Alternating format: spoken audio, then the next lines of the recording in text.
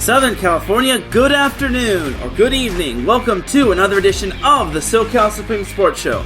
Today we have ourselves quite a show as we have a lot to get into in the world of Southern California sports, such as the Lakers are unfortunately out, as they also cleaned house as well, firing Darvin Ham and a whole lot more. Was it the right move or was it a bad move? And the Clippers have their backs against the wall as they got thumped by the Dallas Mavericks. Can they win in 7 games, or is this the end of the road for Clip City, Chip City? Also, the Kings, the LA Kings, wound up losing to the Edmonton Oilers again. Third straight year that we've seen the Kings go down in the first round to the Edmonton Oilers. What needs to change for the Kings? Also, how are the Dodgers and Angels and Padres doing? The Dodgers are still doing pretty good, while the Angels are going south, it looks like. And the Padres are kind of hanging in there.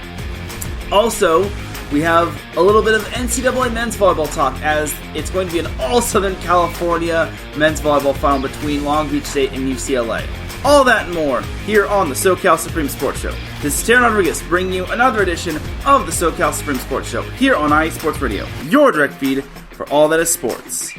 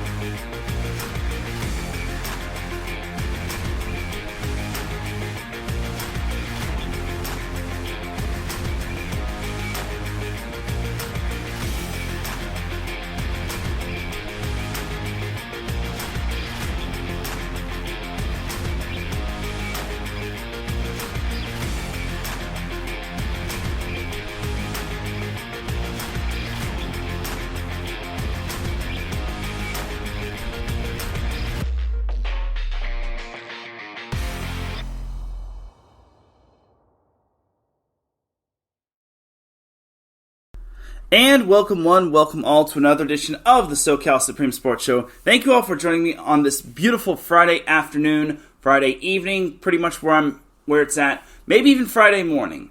Either way, you've made it to episode 179 of the SoCal Supreme Sports Show. Without any further delay, let us begin. But first and foremost, the SoCal Supreme Sports Show would not be live on Spreaker without IE Sports Radio providing the platform.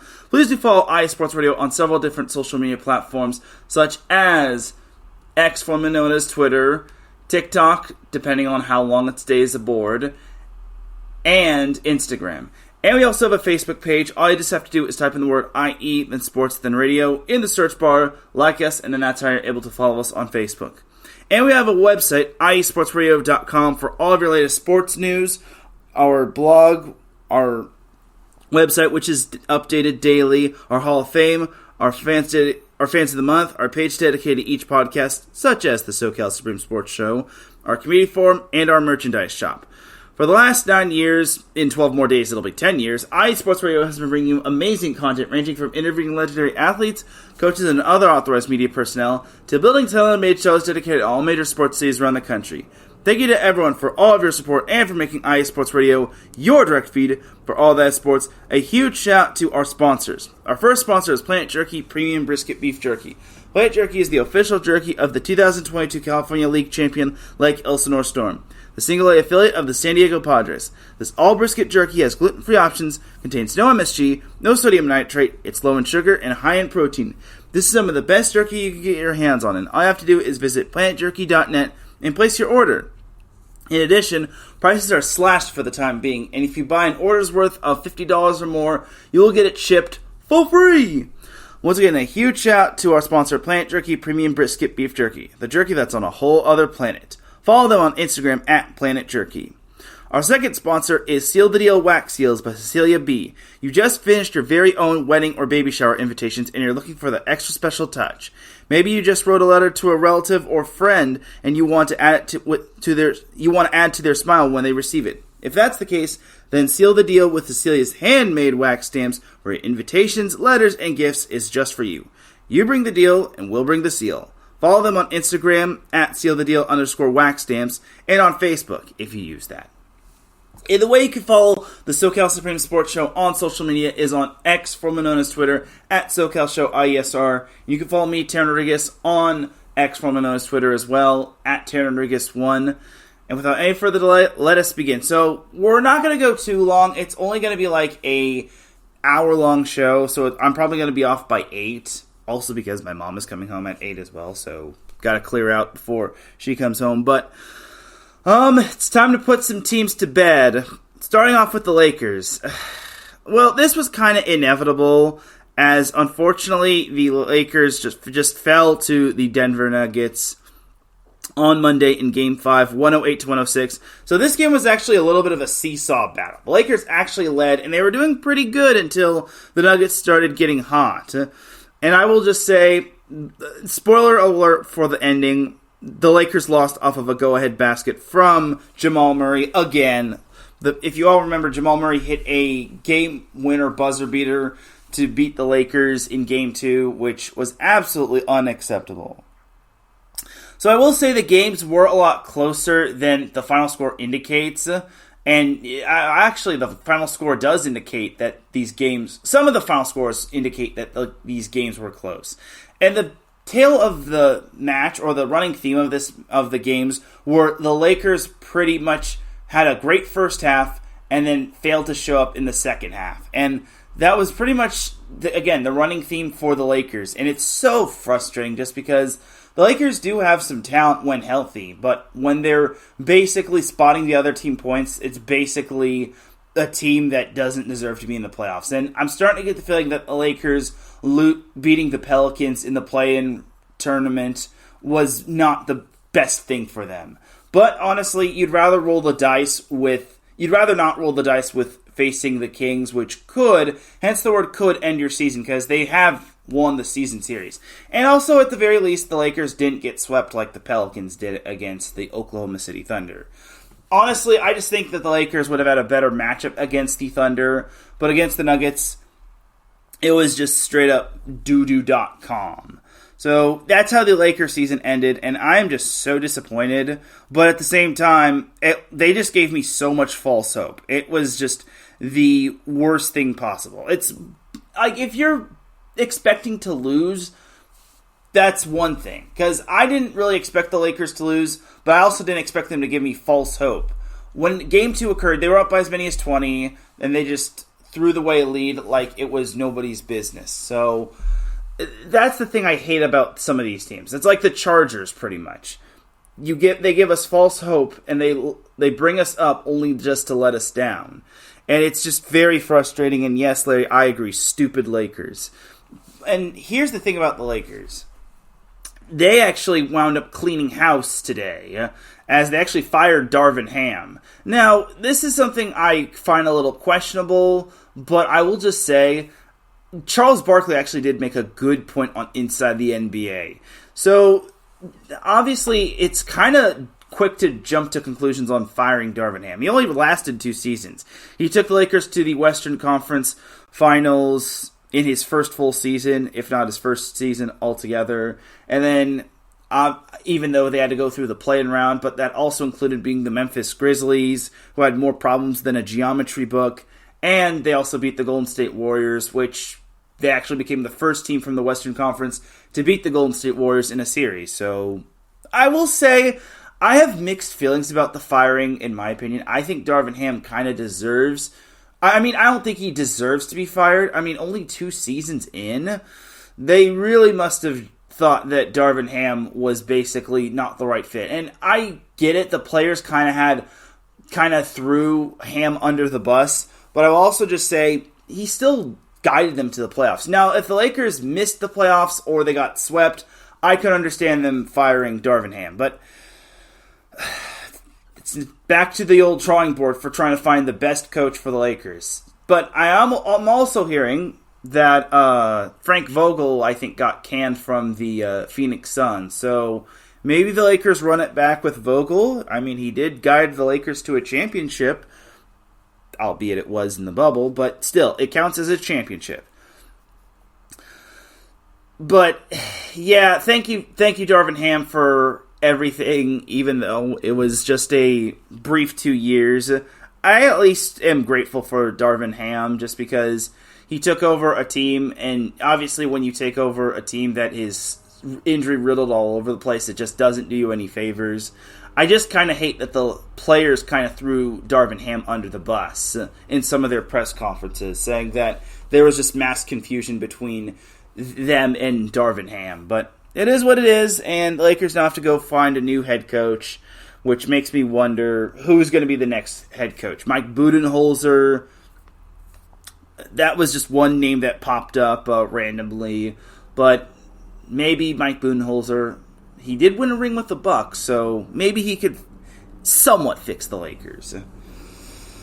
But Darvin Ham wasn't the only one that was fired. Apparently every coach on the Lakers coaching staff that was on this year's staff got cleaned out. They were shown the door as well. So it's going to be a massive rebuild for the Lakers. And I wouldn't be surprised if the Lakers just had assistant coaches that were former Lakers players and whatnot. So, or maybe former NBA players. So I'm just saying, it's just going to be a massively long offseason for Lakers. Not just in terms of coaches, but in terms of LeBron James and his decision on if he wants to play another year in the NBA or if he just wants to hang up the Nikes altogether, or the Jordans, or the LeBrons. But yeah, that is basically the Lakers in a nutshell. The Nightmare Saga is officially over. The days of our Lakers saga is put to bed, and I don't have to deal with that until next year.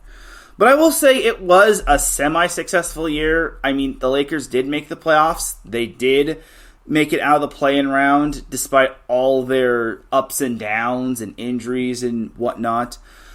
They also won the in-season tournament, which I think might have been the worst thing for them, just because the in-season tournament caused this massive lull in them to basically go downhill, and that kind of got them into the play-in tournament to begin with. So, but at least the Lakers, again, they didn't get swept. They made the playoffs, even though they had to go through the play-in round. And they even proved that the Lakers did win the Anthony Davis trade.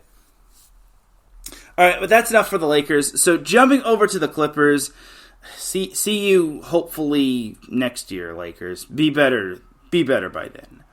All right, but for the Clippers, they are actually in action against the Dallas Mavericks as they're down only one. They were actually down by 8 when I first went live. So, okay, now they're down 3 as the Mavericks lead them 25-22 with about 2 minutes and change in the first quarter. So, for the Clippers, their game against the Mavericks on Wednesday was a complete thumping. 123-93 loss at home against the Dallas Mavericks. Now, here's the thing about the Mavericks. The thing about their running theme in terms of this series is that the Dallas Mavericks have a terrible first quarter. They always spot the Clippers a good amount of points in the first quarter, and then they have to play catch-up the rest of the way. That has not been a recipe for success for the Mavericks, but it has been a recipe for success for the Clippers. Unfortunately, in the first quarter, the Mavericks actually led by 1, and they actually blitzed the Clippers and eventually led by 10 at halftime. And the Clippers just could not find any footing when it came to this game, as they wound up losing by 30. You know, it was an off night for the Clippers when they were led by Paul George, who had 15 points. Oh, but in addition, it wasn't just Paul George leading him with 15 points. It was the Clippers being led by Ivica Zubac, who had 15 points. That's when you really know the Clippers, A, missed Kawhi Leonard, B, had their worst shooting night, and C, just did not have it in them. They missed 35, or they took 35 threes, and they only made 9. They shot only 38% from the field. They allowed the other team to shoot 54%, so yeah, it just be like that sometime. And this is with the Clippers out-rebounding the Mavericks 45-40. Turnovers, the Clippers lost that battle. They had 15 turnovers compared to the Mavericks' 10. So, obviously, it was just a painful loss. It was actually the Clippers' worst loss in franchise history. Yes, the 30-point loss to the Mavericks was their worst loss in franchise history. So, you want to know what could be worse is that the Clippers might have played their last game at the Crypto.com arena. I'll remember it as Staples Center, by the way. But that might have been the last Clipper home game at the Crypto.com arena. Because remember, next year they're moving away from the Crypto.com arena and they're moving down to Inglewood to their own gymnasium. Which means Laker fans will finally get to breathe a sigh of relief that the Clippers are officially gone. But for the Clippers, this was kind of a disappointing loss just because, well, you got thumped on your home court. Nothing really went your way, and it just looked like the Clippers were out of it. Now, again, no Kawhi Leonard, and he's out for the foreseeable future, but every other player has to step up. What happened to this Clippers team that wound up winning the Pacific Division? What happened to the Clippers team that showed a lot of fight in some of these in the 2 games that they won in this series, and the fight that the Clippers had in Game 4 to basically swing the home court advantage back to them? The Clippers just looked like a former shell of themselves, and the first quarter is going to tell me a whole lot about the Clippers, because if they're down by the end of the first quarter, this could be the end of them. I'm not going to say that if the Clippers lose the first quarter, they're going to lose the game, but I will just say the fact that the Mavericks have finally found their footing in terms of first quarters might be a recipe for disaster for the Clippers. And it's going to be a recipe for success for the Mavericks. And I will just say, my brother, who actually wanted to come on today's show, even though I had to kind of shuffle it around, he basically told me that the Mavericks were probably going to win this series in 7. It might not even be 7 because I imagine that the American Airlines Arena, if it's still called that, is basically going to be rocking, and I can imagine the atmosphere where my brother is watching this game and the some of the other Dallas events happening is Texas Live. That's going to be rocking, not just because of the Mavericks, but some of the other sports as well. But for the Mavericks against the Clippers, yeah, this game is the first quarter basically is going to tell me everything I need to know about what's going to happen with the Clippers and the Mavericks. I still think the Clippers can force a Game 7 and maybe win, but they're actually going to have to play smart, and they can't just say, oh, we don't have Kawhi Leonard, we might as well just wave the white flag. They've been doing a good job of containing Luka Doncic, or at least slowing him down, albeit Luka Doncic has not been 100%. I mean, he's battling a knee injury, and the fact that he actually had his best game of the series on that Wednesday kind of speaks to high volumes of how the Clippers were just straight up not ready for the Mavericks. And it's disappointing because I think the Clippers do have a solid team. I just don't think that they're going to be championship caliber. I mean, I'll just say this about the Clippers. I did not expect them to win the Pacific Division, nor did I expect them to even make the playoffs. I think everyone expected a down year from the Clippers, but now they're in the playoffs, and they were the 4 seed, which I thought was pretty impressive. So I will just say, I know everyone says if it's not a championship season, it's deemed unsuccessful. I'll say this was kind of a successful season, but in terms of Lakers versus Clippers, it's not going to be a successful season if the Clippers get bounced in the first round this year. So we'll see what happens. Currently, according to my ESPN app, the Mavericks are down 31-26. I imagine my brother, if he's not at Texas Live, which I definitely would recommend going if you ever visit Texas, he's probably watching the Clippers-Mavericks game right now, so he does live in Dallas-Fort Worth, and I have been there, so it's a great place. So there you have it right there, and I will say it should be a photo finish if the Clippers can get their you-know-what together. If they don't, then honestly, this could be the end for the Clippers, and we could be putting the Clippers to bed next week. All right, but that's that for the Clippers and Mavericks for the time being. Well, Clippers and Lakers for this segment, and the Clippers are down 34-26. Yep, I already can see that the Clippers are going to lose this game just because the Clippers just look so uninterested, and they actually were, what? I think they were down like 27-26? Yeah, 27. They were down 27-26, and they just conceded a 7-1 run, or 7-0 run to end the quarter. Yep, I'm officially ready to get hurt by the Clippers again. In the last minute. So, yeah, I'm officially ready to be hurt by the Clippers, and I'm not going to see if the Clippers will see their season come to an end by the end of the show, but I will just say the Mavericks might have their number this go-around. All right, but enough about the Clippers, enough dilly-dallying. So we got to put another team to bed, and this one goes by the name of the LA Kings.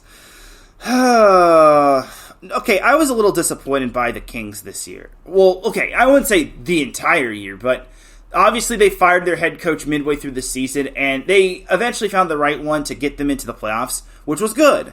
Now, I thought they would actually have a better matchup against the Oilers as opposed to, like, the Vancouver Canucks or whoever they would have gotten in the first round of the NHL playoffs, which according to the standings, seeing as the Vegas Golden Knights finished where they finished, they would have drawn the Dallas Stars. Oh boy.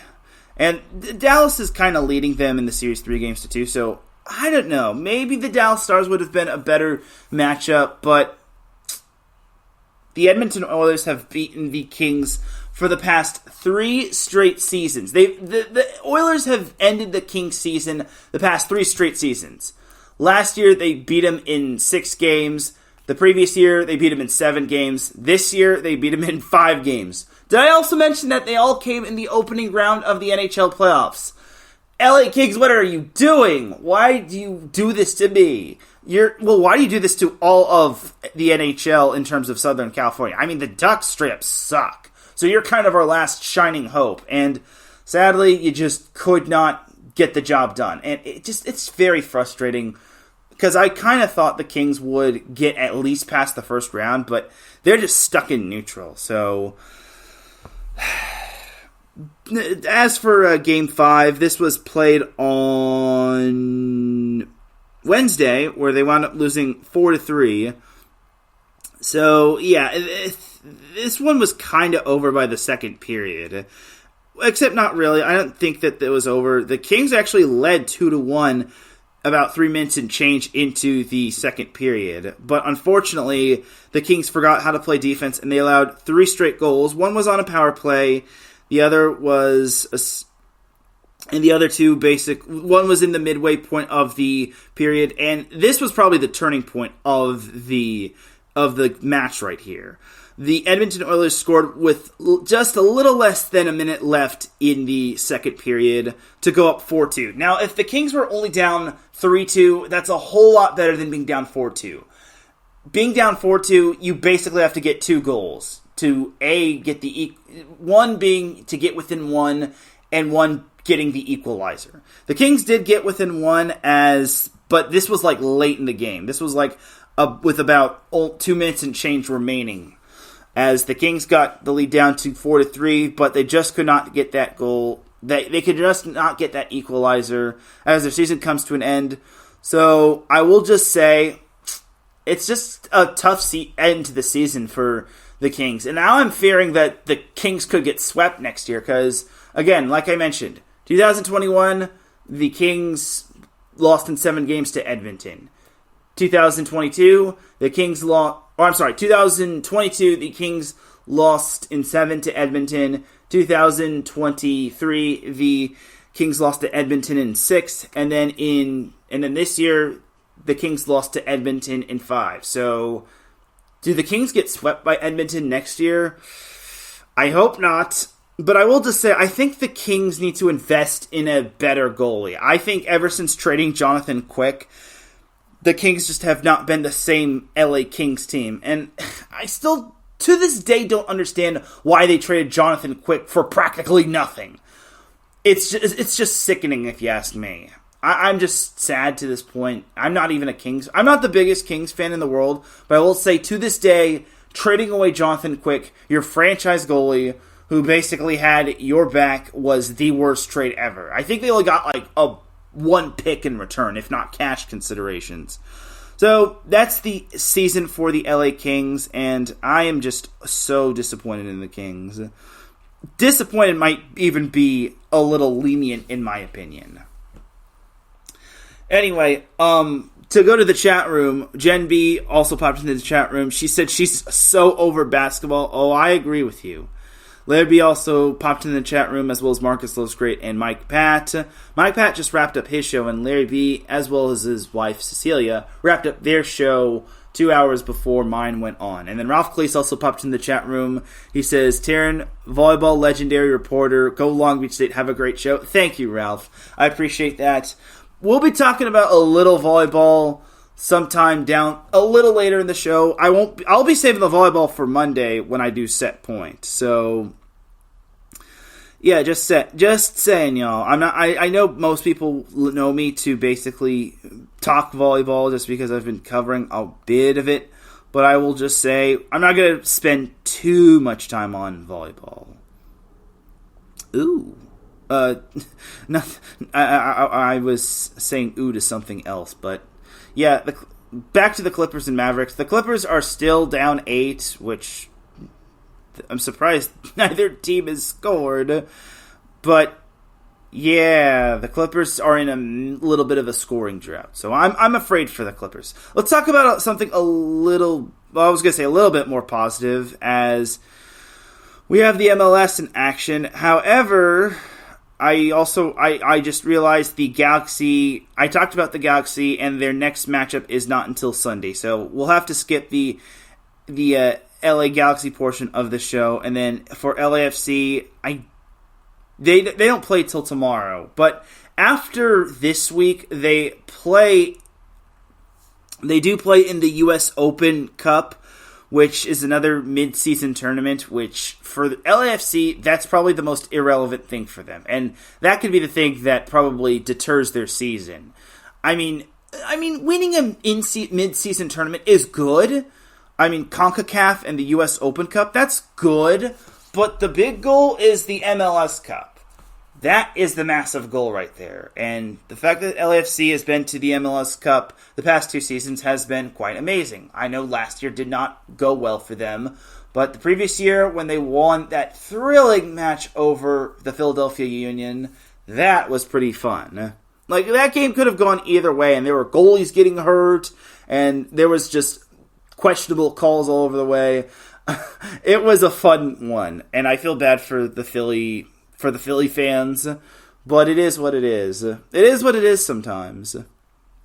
But but unfortunately, since there's no MLS for LAFC and the LA Galaxy, I can't really talk about them until after Sunday. So we'll have to jump into a little NWSL if possible. If possible. But so currently, the San Diego Wave FC is playing Seattle, a new expansion team, and the Wave FC is up 1-0 in the 19th minute. This is actually being played on Prime Video as, oh god, Seattle, which, if you all remember, Seattle, as I mentioned, Seattle has Seattle Reign FC. They won their first inaugural match, but they've now lost the last 5. So in the 9th minute, Seattle wound up getting a red card as Tizaria King. If I mispronounced that, I apologize. She got a red card, and then 2 minutes after that, Wave FC's Kira Carusa scored. Kira Carusa. She scored in 2 minutes after that red card. So, yeah, Seattle Reign FC might be having a long year. This year, but at least Wave FC is doing well. They're up 1-0 in the 20th minute. That is awesome sauce.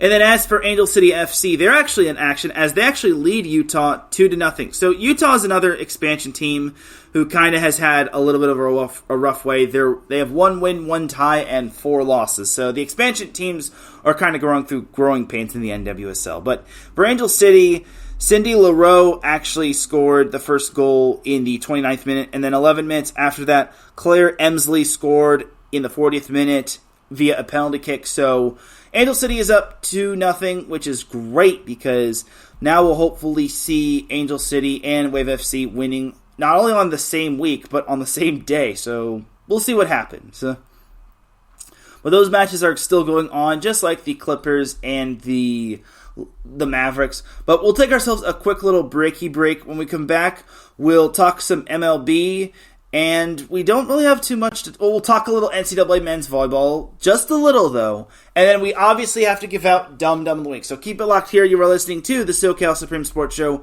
here on IE Sports Radio, your direct feed for all that is sports. We'll be right back after this.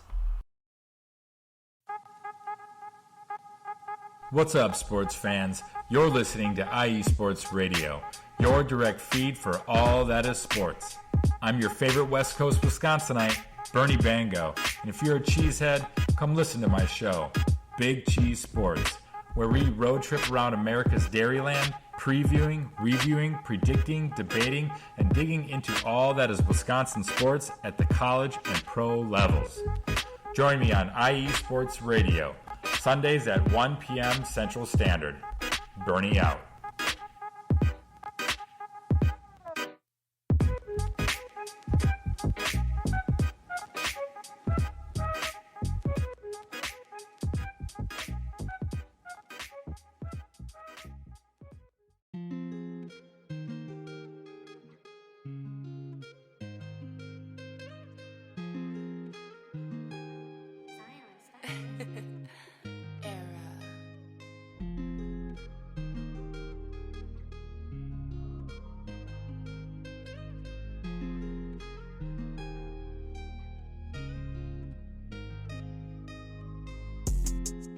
What's good, everyone? It's Drewski, the host of Heart of Texas Sports on IE Sports Radio, your direct feed for all that is sports. On this station, we cover everything in the Dallas-Fort Worth, Texas area. From we cover the Dallas Cowboys, the Dallas Stars, Dallas Mavericks, Dallas Wings, Texas Rangers, TCU, SMU, we cover it all right here every Wednesdays from 9 to 10 p.m. Central Time. Make sure you stay live with me on the Heart of Texas Sports on IE Sports Radio, your direct feed for all that is sports.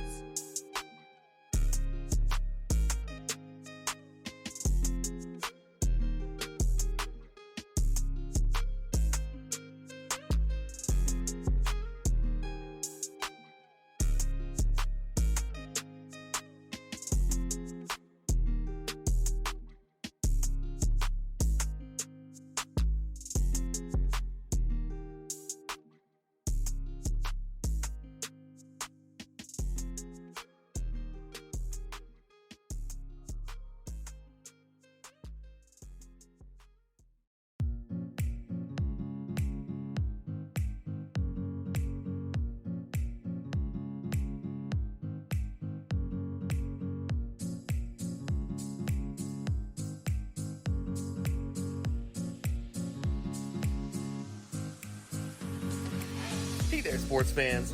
Are you looking for a sports show that maybe isn't 100% about sports? Then you might want to check out the Sports Couple Perspectives right here on IE Sports Radio, your direct feed for all that is sports.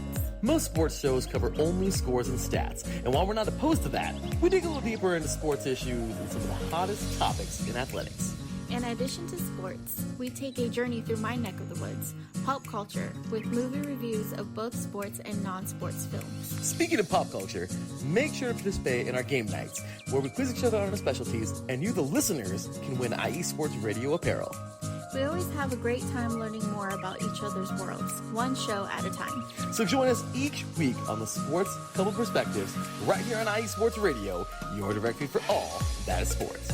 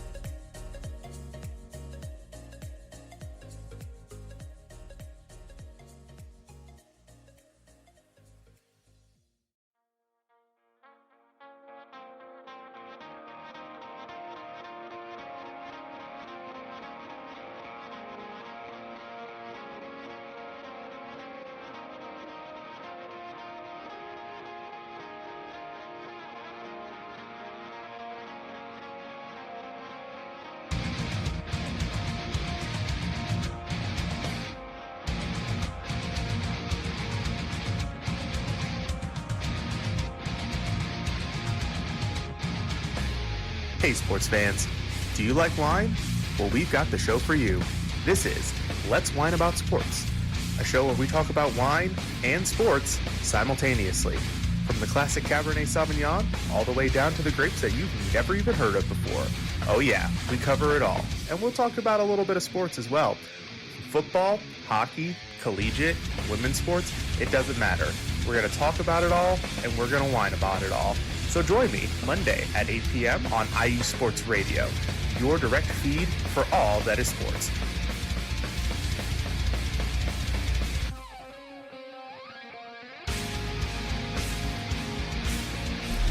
And we are back with the second half of the SoCal Supreme Sports Show here on IE Sports Radio, your direct feed for all that sports. Definitely do check out all of our amazing shows.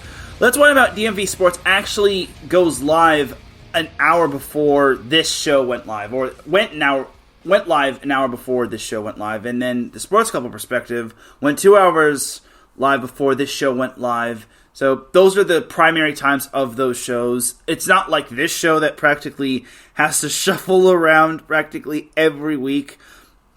But I digress. So let's get on back into the SoCal sports action. Only going to be live until maybe the top of the hour, maybe up until maybe my mom gets home. Hopefully she doesn't come in, but I digress. So we're going to talk a little NCAA men's volleyball. Might as well get the NCAA men's volleyball side of things out of the way before that takes over for set point on Monday. So the NCAA men's volleyball national championship is between Long Beach State and UCLA. So both those teams actually wound up beating their opponent in 5 sets yesterday in the semifinals. But I will also just say, in their first round match, they both kind of breezed through their first round match, as UCLA took down Fort Valley State in straight sets.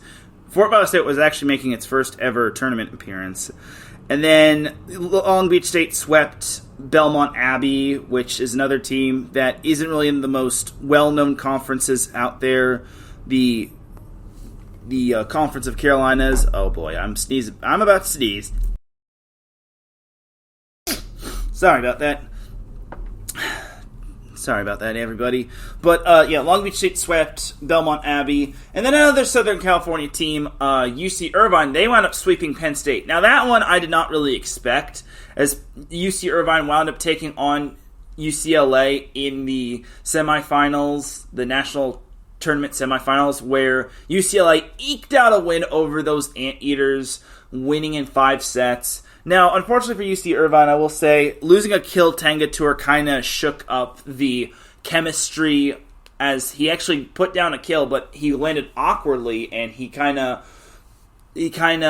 injured his thigh. He had a thigh injury, and his day was basically done, as he had it wrapped up, and he had ice on it, so unfortunately his day was done. But I'll give credit to UC Irvine. They practically battled the entire match. So, it's tough for UC Irvine, but they're going to be back. Their star player, Halir Heno, returns. And then they've got other players like Will Darcy returning. Joe Carlos will take over as setter. Probably going to run a 5-1 offense as opposed to a 6-2, but I digress. So. All right, but that's that for that little matchup. And then Long Beach State reverse swept Grand Canyon. If you all heard set point on Monday, you will know that I picked Long Beach State and UCLA to make the final. Now, I didn't expect 2 5-setters, but it kind of makes up for the first round duds that we got. Okay, I wouldn't say duds, but the first round matchups that were just all sweeps. That was just not ultimately fun. I mean, volleyball matches, if we want to grow the game and have the game seen all over the place, have longer matches. And that was kind of the case last night, where both matches went 5, and the press conferences, the press conferences were pushed back a bit, and the start time for the second match actually got pushed back a bit to 15 minutes or 13 minutes afterward. So there's that right there. By the way, Patty Bax popped into the chat room. She said, joining briefly, have a great rest of your show. Thank you, Patty. I know it's past 10 p.m. where you're at in Buffalo, so it is totally understandable. So thank you, Patty, for popping in briefly. All right, but that's enough volleyball. you already know who I'm picking. I picked Long Beach State on Monday when it came to set point, so I will gladly eat my crow if for some reason UCLA repeats. And if UCLA repeats, then the past 12 seasons will have repeat champions. 2012 and 13, there was UC Irvine. 2014 and 15, there was Loyola Chicago. 16 and 17, it was The Ohio State. 18 and 19, it was Long Beach State. 21 and 22, remember COVID year didn't prevented the season from happening. 21 and 22, Hawaii wound up being back-to-back champions. And if UCLA wins tomorrow, they will be back-to-back champions. But I picked Long Beach State to break that trend. Anyway, but that is that for some NCAA men's volleyball. So jumping over to the MLB portion of the show. All right, so the Dodgers had themselves a nice little weeky week as they're still on top of the National League West, which is good. They're 4.5 games ahead of the second-place representative. So looking at this past Sunday we already talked about. They lost to the Blue Jays 3-1. And then Monday they wound up being the Arizona Diamondbacks 8-4. I actually got to see that matchup at a banquet as the TV people, the restaurant people were nice enough to televise the Dodgers and Diamondbacks, which is good. By the way, Newport Ribco for the win. And Naples Ribco.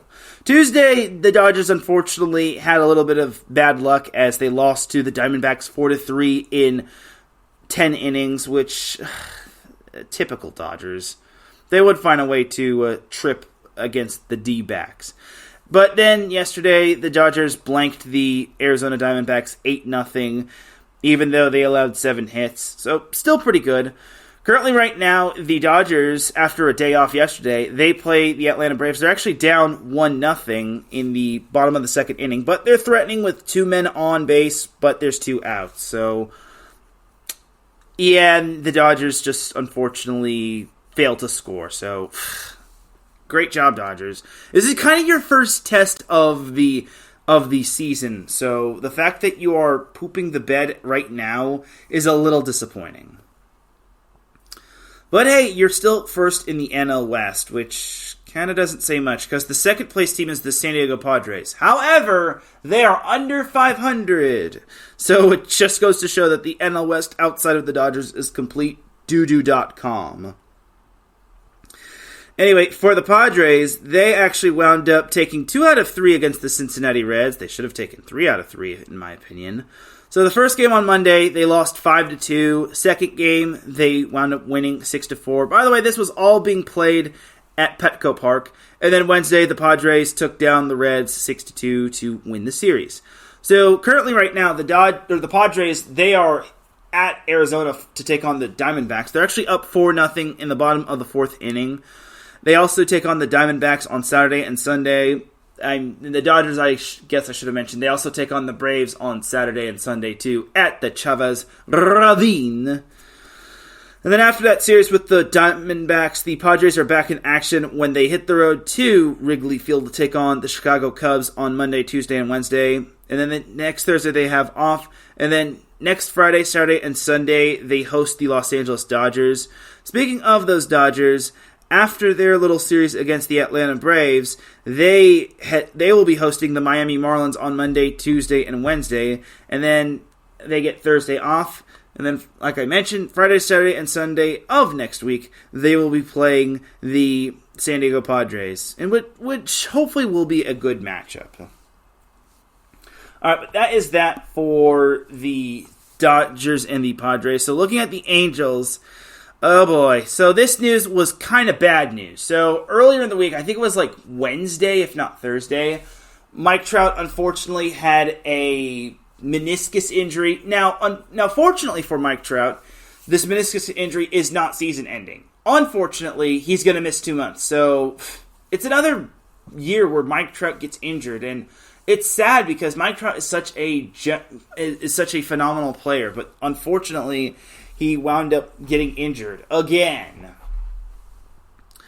So looking at the Angels after this past Sunday, They took on the Philadelphia Phillies, and they lost 2 out of 3. They lost Game 1 on Monday, they won Game 1 on Monday, 6-5, and then the wheels kind of fell off from them from that match, or from that first game, as Tuesday they wound up losing 7-5, and then Wednesday they lost by a narrow score of 2-1. So, fortunately, the Angels did good on Thursday, as they actually didn't have a game. I think I got some of y'all. I'm kidding. But today, the Angels took on the Cleveland Guardians in Cleveland, and they actually wound up winning 6-0. So, yikes. That must suck for the Guardians. As Jose Soriano actually pitched 6 scoreless innings, and Mickey Moniak actually powered a 3-run home run to help the Angels get past the Guardians. So that's good. At least the Angels are no longer at the bottom of the AL West. That actually belongs to the Houston Astros. So the Angels are back in action Saturday and Sunday against the Cleveland Guardians. Then Monday, Tuesday, Wednesday, the Angels head down to the Yinzer State to take on the Pittsburgh Pirates, or Yinzer City for that matter. And then Thursday, Friday, Saturday, and Sunday of next week, the Angels will return home to the Big A to take on those Kansas City Royals, who actually are doing pretty good. So hopefully for the Angels' sake, they can actually get their you-know-what together. It's going to be tough without Mike Trout, but the win over the Guardians is kind of encouraging. It's kind of encouraging. It's not overly encouraging just because the Angels are still near the cellar of the AL West, but the fact that the Astros, it's only a matter of time before the Astros catch fire. I don't think that the Astros are going to be dead last in the AL West for the time being. But for the Angels, I will just say this is going to look like another long season for them. So it's going to look like the Duck season.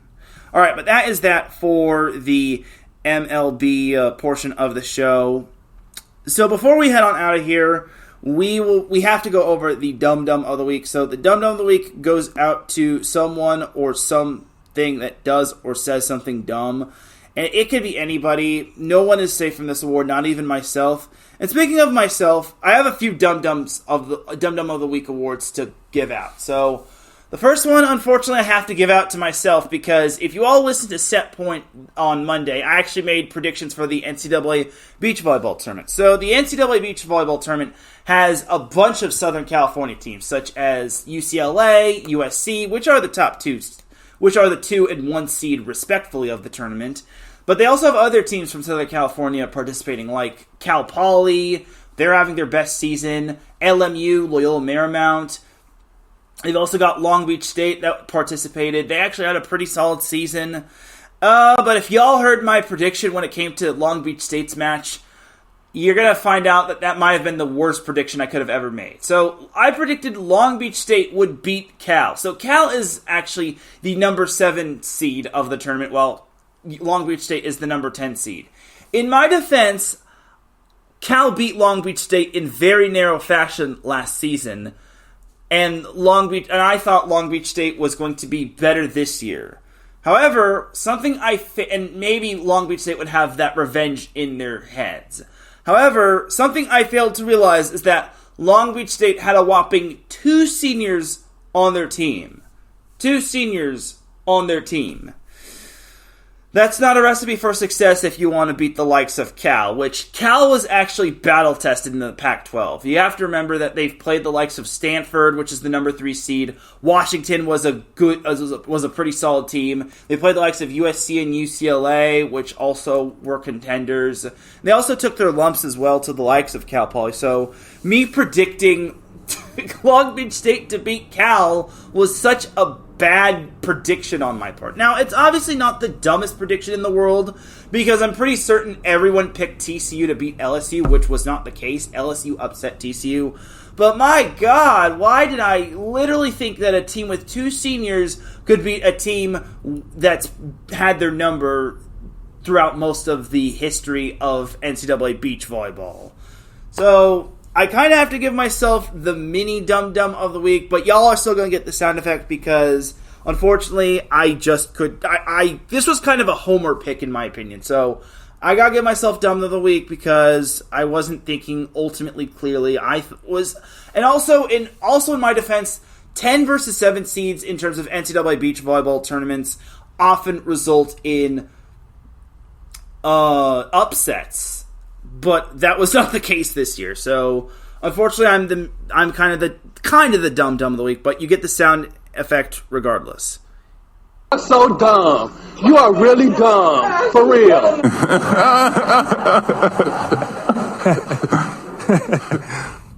All right, but that's the first dumb of the week. So the second dumb of the week goes out to, I would give it to the Lakers, but I'm going to go further deep into the NBA. So Pat Beverley. All right, so everyone remembers Pat Beverley for being a tenacious, somewhat good defender. But this dude is straight up funny.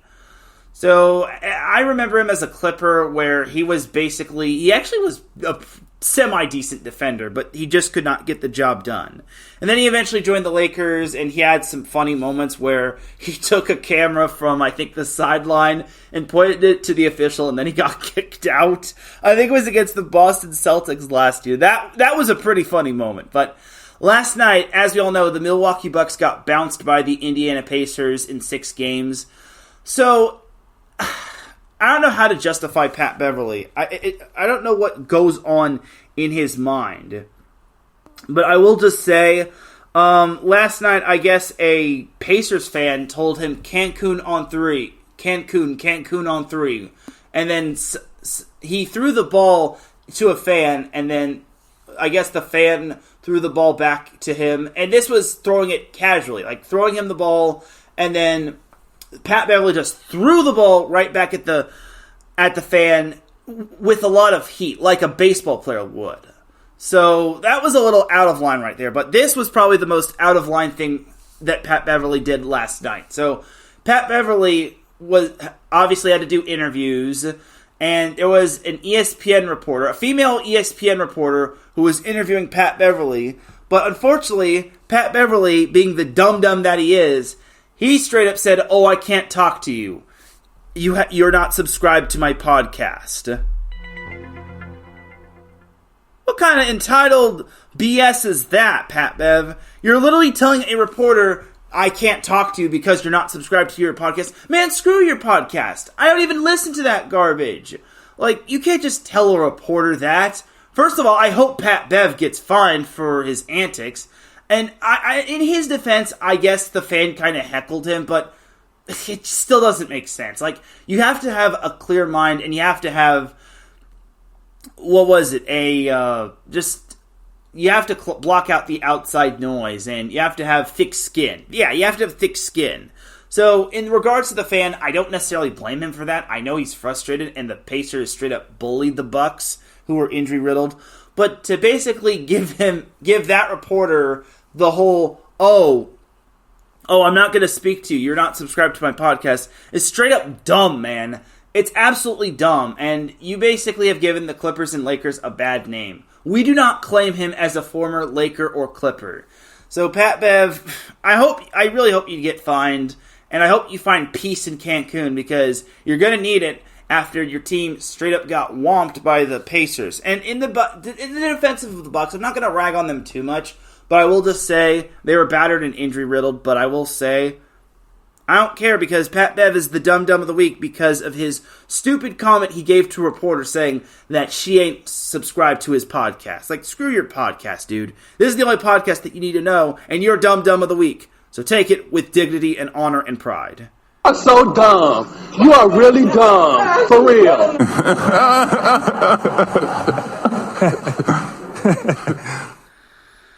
And that, my friends, is all she wrote. Yeah, I will just say that was interesting, to say the least. And this was a shorter show than normal. I know y'all were maybe expecting a longer show, but yeah, I only have a little bit of time left, and it's almost 8, and I'm actually doing good on time. I mean, this isn't even 50 minutes or an hour in, so we'll take one more peek back at the Clippers-Mavericks game, and oh my gosh, the Clippers have actually tied it up at 48 apiece. So that's okay. Now the Mavs just took the lead again at 50-48. So I imagine Texas Live, by where the Texas Rangers play, they're basically that place is rocking. That place might be on pins and needles for the Mavericks. But Clippers are basically, they found kind of their rhythm and flow, and that now they're up 52-50. So good job to the Clippers. The Clippers are actually leading. So yeah, we'll end the show off with a little bit of play-by-play from me. I don't have ESPN on, probably because if my brother isn't at Texas Live, he deserves to watch just because he's more in tune with the NBA than I am. And now the Mavericks just tied the game with a Daniel Gafford dunk, so it's now 52-52 with about 10 seconds remaining in the second quarter. And yeah, Davidson Crooks popped into the chat room. He said, Clippers are staying in it. Yeah. And I'm hoping the Clippers can push it to 7 games. I don't want to put them to bed just yet, but I just don't think the Clippers can win it all. But if the Mavericks get past this first round matchup, they could possibly flirt with going to the Western Conference Finals. But now it is halftime as the Clippers and the Mavericks are tied at 52 apiece. Good job to the Clippers as they battled back after being down by 8 going into the second quarter. And that's good because honestly, the Clippers need to win this one, otherwise their season is pretty much down the toilet. As looking at Wave FC, they actually are tied 1-1 as Bethany Balser scored in the 34th minute for Seattle Reign FC. So I'm hoping Wave FC does not lose, because that's an expansion team that has now lost 5 in a row after winning its first match. And then for Angel City FC, they're up 2-1 against Utah as Dana Fodor scored in the 51st minute, is currently the 60th minute in that match right there. But that is going to do it for this week's episode of the SoCal Supreme Sports Show. Ladies and gentlemen, it's time for me to get on out of here, because I got to get me some dinner, and my mom's about to come home momentarily. Yeah, dig! Thank you, everyone, for tuning in to the SoCal Supreme Sports Show. I appreciate everybody tuning in. If you listen live, I appreciate you. If you listen on the playback, I appreciate you. If you listen at work, I appreciate you. If you listen at any time, any place, anywhere, I appreciate you. Shout out to the chat room. Jen B, Davidson Crooks, Patty Bex, Larry B, Ralph Calise, Mike Pat, and Marcus Los. Great. He says, salute to you, good sir. Great debut on StreamYard. Glad I was able to tune into that. I will be back for the SoCal Supreme Sports Show probably next Friday. Next Friday at 3 p.m. Unless something urgent comes up. But I highly doubt it. I will be back for the SoCal Supreme Sports Show for sure. Friday, 3 p.m. Pacific time, 6 p.m. Eastern. It's not going to be like a late show for all the East Coasters. Set Point is going to be back on its normal time at 6 p.m. Pacific time, 9 p.m. Eastern. So expect that. For everyone here at IE Sports Radio, this is Teran Rodriguez signing off. Have yourself an amazing weekend. Enjoy the SoCal sports action. Hopefully those Clippers can actually stay in it. If you're in the Long Beach area, check out the National Championship men's volleyball match between Long Beach State and UCLA. It's going to be high-level volleyball. If not, tune into ESPN. Definitely do tune into ESPN. They are going to be on the mothership, and we're going to see Long Beach State and UCLA do battle in men's volleyball. I will see you all tomorrow at Long Beach State, and I will see you all Monday for Set Point. Have a great weekend, everybody, and remember, SoCal is for SoCal. Peace!